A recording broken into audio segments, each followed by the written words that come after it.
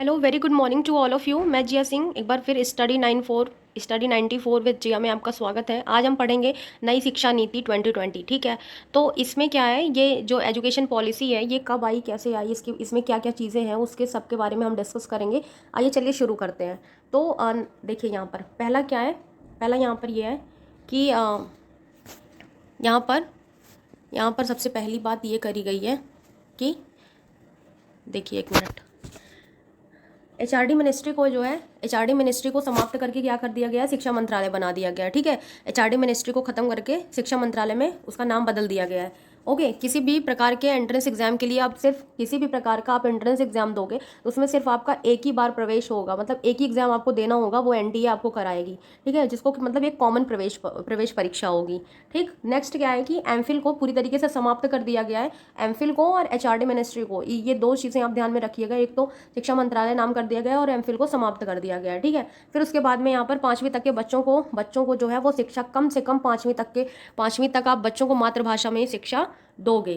ठीक है, इसलिए क्योंकि बच्चा जो है वो अपने अपने मतलब वातावरण से आता है, अपने एरिया से आता है, तो मतलब वो इतना सामंजस्य नहीं बिठा पाएगा। उसको स्टार्टिंग वे में आपको मातृभाषा में ही शिक्षा देनी होगी। फिर उसके बाद यहाँ पर छात्रों को विषय चुनने की पूरी तरीके से स्वतंत्रता होगी।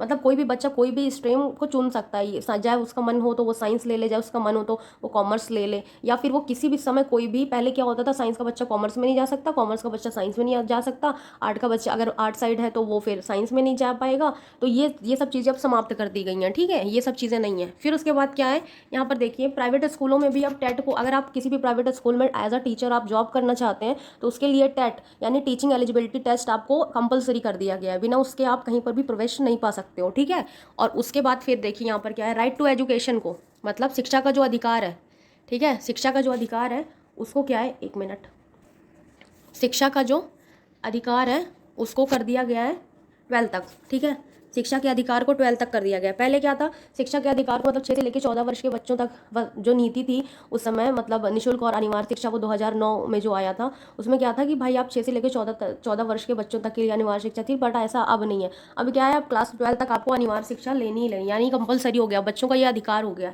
ठीक है, फिर उसके बाद नई शिक्षकों के प्रवेश के लिए अब क्या है, अब आपको 3 साल तक के लिए, हाँ एक चीज़ और यहाँ पर देख लीजिए, यहाँ पर ये है कि जैसे कि आप कहीं पर भी आपकी ज्वाइनिंग होती है, ठीक है, आप कहीं टीचिंग जॉब करने जाते हो तो आपको 3 साल तक के लिए अब पहले अस्थायी रखा जाएगा, 3 साल तक के लिए आपको अस्थायी रखा जाएगा। उसके बाद एक एनटीए के थ्रू आपका एक एग्जाम होगा, जिसको आप क्वालिफाई करोगे देन आप परमानेंट हो जाओगे। ठीक है, तो ये भी चीज़ थोड़ा सा ध्यान में रखिएगा।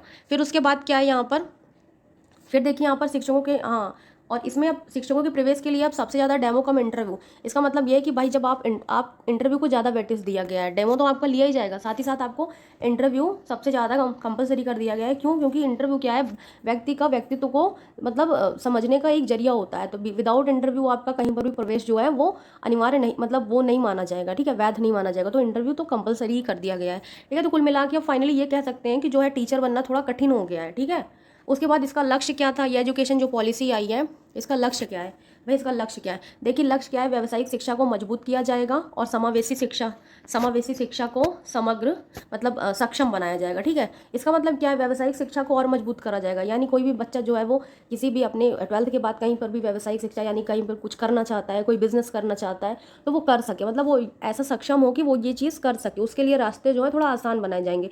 और उसके बाद में यहाँ पर देखिए जैसे समावेशी शिक्षा है तो इसमें जैसे स्पेशल चाइल्ड है, नॉर्मल चाइल्ड है, दोनों बच्चों को क्या है कि एक ही क्लास में एक ही साथ एजुकेशन दो। ये नहीं कि आप भाई इस स्पेशल चाइल्ड है तो उसके लिए स्पेशल टीचर हो, मतलब स्पेशल टीचर तो होना चाहिए लेकिन आप उसको किसी अदर स्कूल में नहीं भेज सकते हो, ये फिर नहीं होगा। आप वैसी कॉमन स्कूल में आप अपनी सुविधाओं को आप चेंज करिए, आप वहाँ पर स्पेशल चीज़ें ले आइए, स्पेशल टीचर्स को रखिए, लेकिन बच्चा किसी अलग स्कूल में जाकर नहीं पढ़ेगा। ठीक है, फिर उसके बाद शिक्षक प्लस शिक्षा का स्तर जो है उसको और सुधारा जाएगा, मतलब बच्चों का जो मूल्यांकन और टीचर का मूल्यांकन है उसमें और सुधार करने की ज़रूरत है, ये भी बताया गया है। ठीक है, फिर उसके बाद में यहाँ पर शिक्षा में जो है प्रौद्योगिकी और टेक्नोलॉजी दोनों को जोड़ा जाएगा। क्यों? क्योंकि अब जैसे ये होता है ऑडियो और वीडियो के थ्रू जब आप कोई चीज़ देखते हो समझते हो तो उसको और अच्छे से आपके दिमाग में वो फीड हो जाती है। ठीक है, तो इस वजह से जैसे आप कोई इमेज के थ्रू, कोई कहानी के थ्रू कोई चीज़ सीखते हो, या फिर बच्चा ही कोई कहानी के थ्रू कोई चीज़ सीखता है तो वो उसके दिमाग में बहुत लंबे समय तक सेफ रहती है। ठीक है, तो इस वजह से ये सब चीज़ें जो है इंक्लूड करने की बात की गई है। फिर क्या है कि जैसे ओपन और डिस्टेंस लर्निंग, मतलब ये क्या है ओपन और डिस्टेंस, मतलब कोई भी बच्चा किसी भी तरीके से अगर उसकी पढ़ाई छूट गई है तो वो फिर मतलब ओपन मतलब कहीं पर भी किसी भी समय पर एडमिशन ले सकता है। और दूसरा जो डिस्टेंस लर्निंग है, इसका मतलब ये है कि मतलब कोई बच्चा वहाँ पर नहीं जा सकता है, कहीं दूरस्थ शिक्षा जिसको बोलते हैं, इसको और मजबूत बनाया जाएगा, इसका विकास और किया जाएगा, ठीक है, ताकि बच्चों को स्टूडेंट को किसी भी प्रकार की कोई भी प्रॉब्लम ना फेस करनी पड़े। और शिक्षक मतलब श्रेष्ठ शिक्षकों को एक अच्छा प्लेटफॉर्म दिया जाएगा, उनका विकास करा जाएगा। खैर हाँ, ये तो है भाई, अच्छे योग टीचर्स को जो है वो एक प्लेटफॉर्म दिया जाएगा ताकि वो अपने टीचिंग स्किल जो है उसको वो और वो कर सके, मतलब एक सही जगह पर वो क्या कहते हैं, सही जगह पर उसको रख सकें, ठीक है। फिर उसके बाद में यहाँ पर भाषा की एकता पर बल दिया जाता है। अब भाषा की एकता पर बल देने से मतलब ये है कि भाई हमारे हिंदुस्तान में जो है कई तरीके की भाषाएं हैं, तो मतलब हम भाषा को लेकर हम देखते हैं कि बहुत मतभेद होते रहते हैं। तो ऐसा नहीं, अब जैसे कोई भी ग्रामीण समाज का बच्चा अगर वो किसी से कहीं पर नगरीय स्कूल में जाता है तो उसका कहीं पर मजाक नहीं बनाया जा सकता है, ठीक है।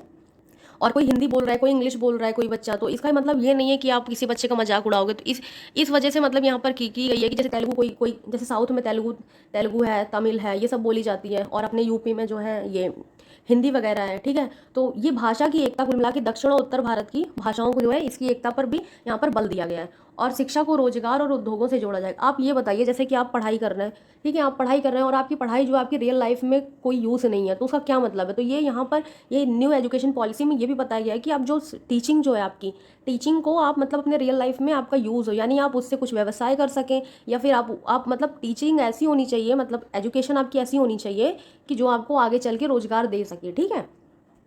ये नहीं कि आप बेरोजगार ही रह जाएं। और उसके बाद में यहाँ पर एक चीज़ और है, एक मिनट, यहाँ पर यह है कि उच्च शिक्षा का वो अंतर्राष्ट्रीयकरण करा जाएगा। इसका मतलब ये है कि भाई मतलब टीचिंग को जो है, टीचिंग या फिर एजुकेशन को, उच्च शिक्षा को जो है उसको क्या किया जाएगा, थोड़ा सा वैश्वीकरण उसका करा जाएगा। मतलब कोई बच्चा अगर रिसर्च वगैरह करना चाह रहा है तो वो बाहर जाके भी कर सकता है, या पढ़ाई भी जो है वो बाहर जाके कर सकता है, ठीक है। बाहर के जो टीचर्स हैं वो इंडिया में आके पढ़ाई मतलब पढ़ा सकते हैं। तो ये सब चीज़ें और आसान बनाई जाएंगी इसके थ्रू। फिर यहाँ पे देखिए और क्या है, एक मिनट, यहाँ पर देखिए क्या लिखा है। यहाँ पर है कि आप शिक्षा को लगभग 2035 तक, ठीक है, 50% बढ़ाया जाएगा। मतलब ये जो शिक्षा को जो है 2035 तक ये है 50% साक्षरता दर को और बढ़ाया जाएगा, बच्चे और एडमिशन लें, मतलब सीटें खाली ना रह जाएं। और 3.5 करोड़ जो हैं कम से कम सीटें जो हैं ये और इनको भरा जाएगा, ठीक है। उच्च शिक्षा का जो पाठ्यक्रम है विषयों की विविधता के अनुसार होगा। उच्च शिक्षा जो है इसमें जो है विषयों की विविधता होगी, विषयों की क्या होगी, विविधता होगी। इसका मतलब यह है कि यहाँ पर साइंस भी होगा, कॉमर्स भी होगा, आर्ट भी होगा, और भी बहुत चीज़ें होंगी, जीवन कौशल से जुड़े कई सब्जेक्ट्स होंगे, कई तरीके के साहित्य होंगे, कई तरीके की लैंग्वेज होगी, ठीक है, जिसका रियल लाइफ में काफ़ी यूज़ हो, ठीक है। उसके बाद में शारीरिक शिक्षा पर भी विशेष जोर दिया जाएगा, और नैतिक शिक्षा पर भी, और कला, और उसके साथ शिल्प और जीवन कौशल। भाई जैसे जीवन कौशल यानी जीवन को कोई भी इंसान है अगर वो पढ़ लिख ले और जीवन के प्रति उसका क्या दृष्टिकोण है, वो जीवन की प्रॉब्लम लाइफ प्रॉब्लम से वो ग्रसित ही रहे, वो अपनी खुद की प्रॉब्लम को सॉल्व ना कर सके, तो ऐसी पढ़ाई किस काम की। तो कुल मिला के यही कहा गया है कि भाई जीवन कौशल को भी सिखाया जाएगा कि सही एक आदर्श जीवन कैसे जिया जा सकता है, ठीक है।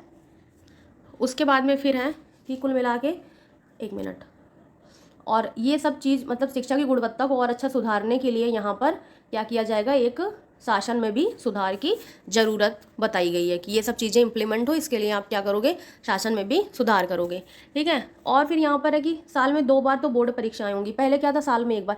अब मान लीजिए कोई बच्चा जो है वो उसकी परीक्षाएं छूट जाती हैं, तो इस तरह साल में 2 बार का मतलब यह है कि बच्चे को आप 2 बार उसका मूल्यांकन कर सकते हो कि उसमें कैसे कैसे प्रोग्रेस हो रही है, ठीक है। फिर उसके बाद सरकारी नौकरी पाना थोड़ा कठिन हो गया, कठिन इन द सेंस कि मतलब कठिन हो गया है का मतलब जैसे कि कंपटीशन और बढ़ गया, जैसे कि आप देख लीजिए इंटरव्यू ले आ दिया गया है, कंपलसरी कर दिया गया है। और अब आप ही हैं, जैसे कि आपको भी अगर किसी को मतलब जॉब में रखना है तो आप भी ये सोचोगे ना कि भाई बहुत अच्छा टीचर या बहुत अच्छा कैंडिडेट ही हमारे पास आए। तो कुल मिला के थोड़ा नौकरी पाना कठिन हो गया है, कंपटीशन भी बढ़ेगा और थोड़ा सा सिलेक्शन का प्रोसेस भी और टफ करा जाएगा, ठीक है। एजुकेशन जो है वो ग्रेजुएशन जो है 3 साल से बढ़ाकर 4 साल कर दिया गया है। और जो है नई शिक्षा नीति जो है ये कितने साल बाद आई है, तो ये जो है 34 साल बाद आई है, ठीक है। 29 जुलाई 2020 को ये इसकी घोषणा करी गई है। और 2030 तक 100 हाँ एक चीज़ और है, 2030 तक ये टारगेट बनाया गया कि 100% युवा और प्रौढ़ अवस्था वाले लोगों को जो है शिक्षा की मुख्य धारा से जोड़ा जाएगा, उनको साक्षर बनाया जाएगा, ठीक है। और 9 से लेकर 12वीं कक्षा तक अब बोर्ड परीक्षाएं, पहले क्या थी 10th और 12th बोर्ड परीक्षाएं होती थी, बट अब क्या है 9th को भी इंक्लूड कर दिया गया है, तो 9th to 12th बोर्ड परीक्षाएं होंगी, ठीक है। और यहाँ पर देख लीजिए और क्या चीज़ें हैं, एक मिनट, और है यहाँ पर, एक मिनट, हाँ 12 साल तक कम से कम बच्चा जो है 12 साल तक स्कूली शिक्षा का उसका प्रावधान है, वो 12 साल तक स्कूली शिक्षा करेगा। फिर उसके बाद 3 साल जो है, उसके पहले का जो 3 साल है वो आंगनबाड़ी या प्री स्कूल जो है उसमें उसका क्या कॉन्सेप्ट है, 5+3+3+4 का ये पाठ्यक्रम होगा। ठीक, 5वीं कक्षा तक बच्चे को मातृभाषा, आगे हमने बताया कि 5वीं कक्षा तक बच्चे को मातृभाषा में शिक्षा देना अनिवार्य है, और मातृभाषा या क्षेत्रीय भाषा में। ठीक है, अब समग्र विकास के लिए, मतलब बच्चे का समग्र विकास, संपूर्ण विकास के लिए जो उसका कार्ड बनेगा, जो उसका फाइनली मूल्यांकन होगा, उसका जो दृष्टिकोण होगा व्यापक होगा। ठीक है, उसका दृष्टिकोण जो है व्यापक हो। तो कुल मिला के नई एजुकेशन पॉलिसी जो है, न्यू एजुकेशन पॉलिसी, ये बहुत बढ़िया है और इसमें बहुत सुधार किए गए हैं, जिससे कि आगे जो है शिक्षा की, मतलब जो अपने इंडिया में जो है शिक्षा की जो स्थिति है वो काफ़ी सुधर सके, एजुकेशन जो है काफ़ी सुधर सके। आई होप सब कुछ बेटर होगा और अच्छा होने की उम्मीद है। ठीक है, हम उम्मीद पे ही दुनिया कायम है, तो और अच्छा हो, और जल्दी से जल्दी लोगों को जॉब भी मिले, बच्चे जो है सारे बच्चों को शिक्षा का अधिकार मिले, और सब पढ़ें और सब बढ़ें। ठीक है, फिर उसके बाद में ये सब हो गया तो हम लोगों ने सब कुछ पढ़ लिया। Thank you so much. अगर आपको अच्छा लगा हो लेक्चर, प्लीज़ लाइक करिए, सब्सक्राइब करिए, and thank you so much. Thank you.